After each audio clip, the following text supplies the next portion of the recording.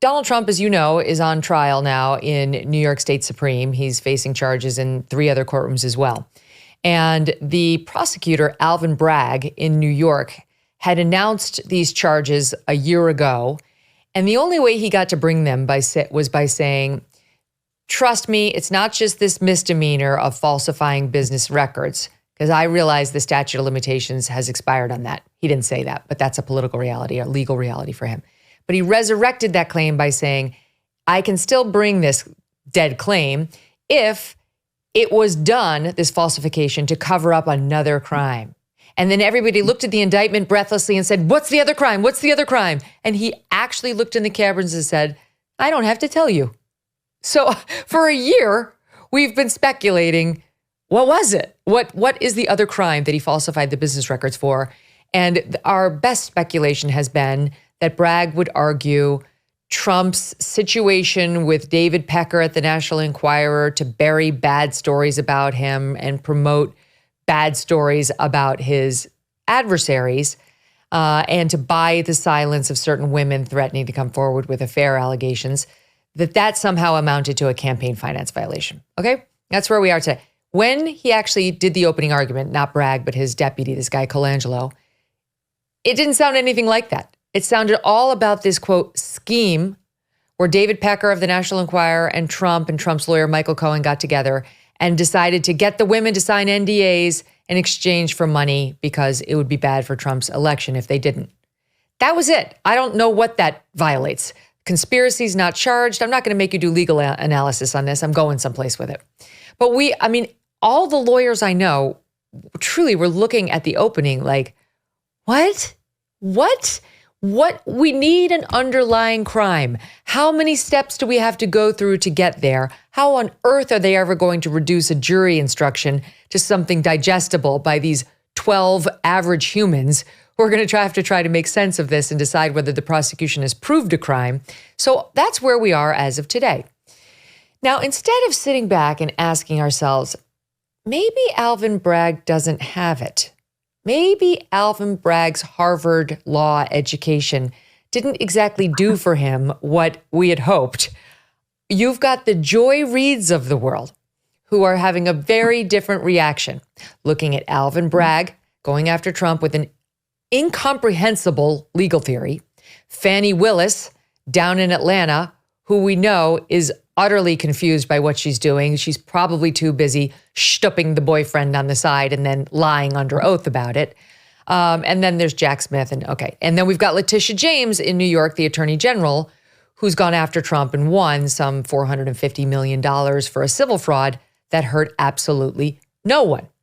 Joy Reid is reveling in this, Heather, as follows. Watch. For me, there is something wonderfully poetic about the fact that despite the fact that even if convicted, he's not going to go to prison, the first person to actually criminally prosecute Donald Trump is a Black Harvard grad, the very kind of person that his former staff, the people who worked for him, Stephen Miller, et cetera, want to never be at Harvard Law School. But he was. And a Black woman is doing that same exact thing in Georgia. And a Black woman forced you to pay a $175 million fine. Donald Trump is being held to account by the very multicultural, multiracial democracy that he's trying to dismantle. And for me, there's something poetic and actually wonderful about that. It says something good about our country that we're still capable of having that happen. Go DEI. My DEIs are bringing it home. Wow. Wow, wow, wow. Something good about our country that we're now playing an absolute race war. That is truly extraordinary. She's asking us to see everything through the lens of race that, so, it's getting very trite. I'm sick of hearing conservatives kind of plaintively bleat, well, whatever happened to the content of your character? I thought we were supposed to be colorblind, but for sure, one does have to ask that question. I thought we're not supposed to see race, but of course the left says if you don't see my race, you're not seeing me, at the same time that they deny that there's any biological reality to race. Sorry, that's anti-science. There is a biological reality to race, and we are trying to to silence any kind of research into heritability. But in any case, Reid is basically telling us to see the race of people within the law first, and to expect a sort of race war coming out of the legal profession against a man. This is an absolute violation, leaving aside even the race elements. But she is basically saying this is a vendetta against Donald Trump, against his policies. I knew that we were in a bad situation, Megyn, when it comes to the rule of law, but I didn't know it was this bad. But okay, so if Joy Reid wants to play race card, let's look at what's going on. Joe Biden, when he came into office in early 2021, his administration announced that it would no longer be submitting the federal judicial nominees to the ABA for pre-clearance. This is a tradition whereby presidents say to the American Bar Association, here's people we're thinking about nominating to the federal courts. Are they qualified? Are they super qualified? Or are they not qualified? Biden said, we're not going to do that. Why?